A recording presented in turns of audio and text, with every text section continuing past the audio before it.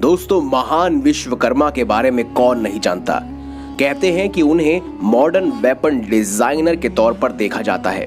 वो देवताओं और असुरों के वेपन डिजाइनर थे, यानी कि अस्त्र शस्त्र के निर्माण करता। उन्होंने बहुत सारे महल भवन भी बनाए। साथ ही साथ उन्होंने बहुत सारी ऐसी चीजें बनाई जिन्हें आज के युग में एक तरह से अगर कहा जाए तो सबसे पहले इंजीनियर के तौर पे विश्वकर्मा को ही देखा जाता है। आज की इस खास वीडियो में हम जिक्र करेंगे भगवान विश्वकर्मा की और साथ ही उनके कुछ खास रहस्यों की। तो इस वीडियो को अंत तक जरूर देखिएगा। आप देख रहे हैं द भक्ति। दोस्तों, अक्सर हम भगवान विश्वकर्मा के बारे में सुनते तो रहते हैं, लेकिन बहुत ही कम लोग उनके विषय में जानते हैं।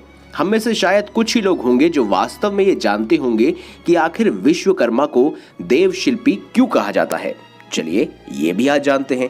दोस्तों, स्कंद पुराण के अंतर्गत विश्वकर्मा भगवान का परिचय बृहस्पति भागिनी भवना ब्रह्मवादिनी, यानी कि विश्वकर्मा एक तरह के वेपन डिजाइनर थे। इस श्लोक का अर्थ ये है कि महर्षि अंगिरा के ज्येष्ठ पुत्र बृहस्पति की बहन भुवना ब्रह्म विद्या की जानकार थी। उनका विवाह 8वें वसु महर्षि प्रभास के साथ संपन्न हुआ था और विश्वकर्मा इन दोनों के ही संतान थे। कहीं कहीं भगवान विश्वकर्मा को ब्रह्मा जी का पुत्र भी कहा गया है, जिन्हें देवताओं के शिल्पी के रूप में जाना जाता है। इसके अलावा विश्वकर्मा भगवान को सभी शिल्पकारों और रचनाकारों का भी इष्ट देव माना जाता है। दोस्तों, विश्वकर्मा भगवान को ब्रह्मांड का रचयिता भी माना जाता है। ऋग्वेद के अंतर्गत इन्हें सर्वश्रेष्ठ सत्य के तौर पर भी उल्लेखित किया गया है। दोस्तों, भगवान विश्वकर्मा के किन किन स्थानों में उन्होंने कौन कौन से निर्माण किए, ये भी अब जानते हैं। वाल्मीकि रामायण के अनुसार रावण की सोने की खूबसूरत लंका का निर्माण स्वयं भगवान विश्वकर्मा ने किया था। वहीं पौराणिक दस्तावेजों के अनुसार माल्यवान, माली, सुमाली नामक 3 राक्षस भगवान विश्वकर्मा के पास गए और उन्होंने अपने लिए एक भव्य महल और राज्य का निर्माण करवाने के लिए कहा। और तब विश्वकर्मा भगवान ने उन्हें बताया कि इंद्र की आज्ञा पाकर उन्होंने ही त्रिकुट पर्वत पर बसी सोने की लंका का निर्माण किया था। तुम वहां जाकर रह सकते हो। इस तरह लंका पर राक्षसों का आधिपत्य स्थापित हो गया। दोस्तों, कुछ स्थानों पर यह पढ़ने को मिलता है कि रावण के सौतेले भाई धन कुबेर के कहने पर ही विश्वकर्मा ने सोने की लंका का निर्माण किया था। इस लंका को बाद में धन कुबेर से रावण ने छीन लिया था। जब रावण सीता का हरण कर पुष्पक विमान पर बैठकर उन्हें लंका ले गया, तब वहां पहुंचने के लिए भगवान राम की आज्ञा पाकर वानर सेना ने सागर का पुल बांधा था।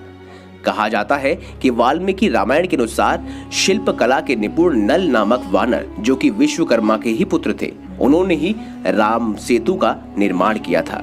और दोस्तों, जिस रथ पर बैठकर महादेव ने विद्युन्माली, तारकाक्ष और कमलाक्ष का वध किया था, उस रथ का निर्माण भी स्वयं भगवान विश्वकर्मा ने किया था।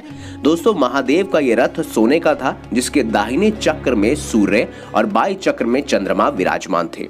और इसके अलावा दाहिने पहिए में 12 और बाएं पहिए में 16 आरे थे। दोस्तों, कहा जाता है कि द्वारका नगरी का निर्माण भी स्वयं विश्वकर्मा ने किया था। जी हाँ, वहीं आपको बता दें कि द्वारका नगरी की लंबाई चौड़ाई दोनों ही 48 कोस की थी। वास्तुशास्त्र के अनुसार इस नगर में भवन, सड़कें, गलियां और चौराहों का निर्माण स्वयं किसी और ने नहीं बल्कि विश्वकर्मा ने ही किया था। तो ऐसे में आप कहा जा सकता है कि देवताओं के इंजीनियर या आर्किटेक्ट कोई और नहीं बल्कि स्वयं भगवान विश्वकर्मा ही थे। वीडियो अगर अच्छी लगी है तो लाइक करें, चैनल को सब्सक्राइब करें और ज्यादा से ज्यादा शेयर अवश्य करें। मिलेंगे अगली बार एक नई खास वीडियो के साथ। अब तक के लिए बहुत बहुत धन्यवाद।